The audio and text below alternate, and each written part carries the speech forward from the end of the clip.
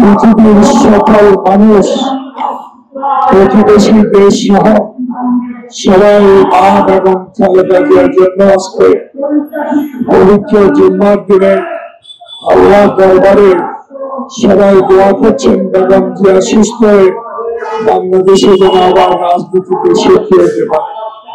প্রিয় সভাপতি এবিএম ফারুক, সঞ্চালক মহাজন হোসেন সেলিম, এখানে উপস্থিত আছেন মাওলানা নিসার আহমদ, মাওলানা আলমগীর, আমাদের সেন ব্যবস্থা জাতীয় দাবি ফোরামের অনেক নেতৃবৃন্দ, সবাইকে এবং অনেক মা বোনেরা এখানে উপস্থিত হয়েছেন।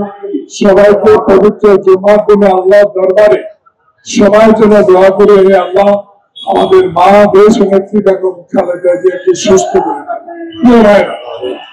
যিনি আজকে অসুস্থ, যাকে অসুস্থ করে চলেছেন ফ্যাসিস্ট সরকার, বিনা কারণে তাকে জেলে পাঠানো হয়েছে।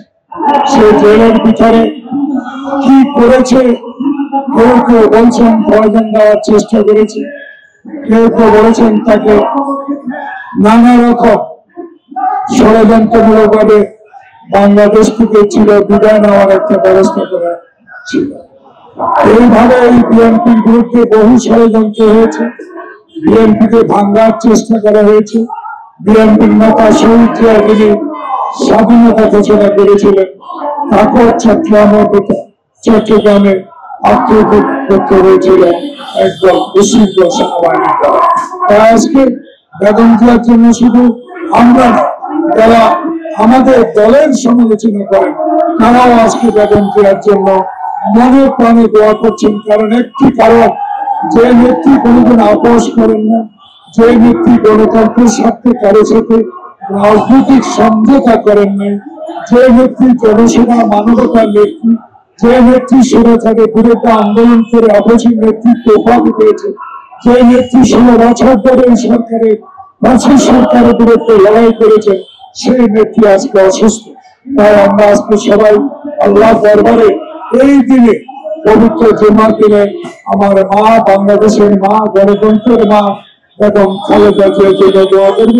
সোমবার জাতীয় দাবি ফোরাম আজকে আয়োজন করেছেন, তাকে আমি তাদেরকে আন্তরিকভাবে ধন্যবাদ জানাবো। এবং যেই মসজিদে নামাজ পড়েন, সেই মসজিদেই যেন আজকে বেগম জিয়ার জন্য দাঁড়িয়ে সবাই দোয়া চাইবেন। শেষ একটি কথা বলেই মাওলানা নিসার আহমদকে দোয়া পরিচালনাকারীকে অনুরোধ করবো।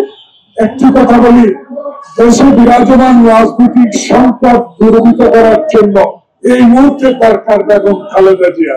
সেই কারণেই খালেদা জিয়ার জন্য সারা বাংলাদেশের মানুষ মনের প্রাণে দোয়া করছে। আমরা আজকে বেগম জিয়ার জন্য এই জন্য দোয়া করছি, আল্লাহ পাক আপনাকে আরো হায়াত দারাজ করবে। এই জন্য বাংলাদেশে ফ্যাসিস্ট বিদায় হয়েছে, কিন্তু গণতন্ত্র যখন সন্ধি করে একটি নির্বাচন যখন সামনে, সেই নির্বাচন যেন আল্লাহ পাক আপনাকে জনগণের কাছে যেতে পারে সেই সুযোগ দান করেন।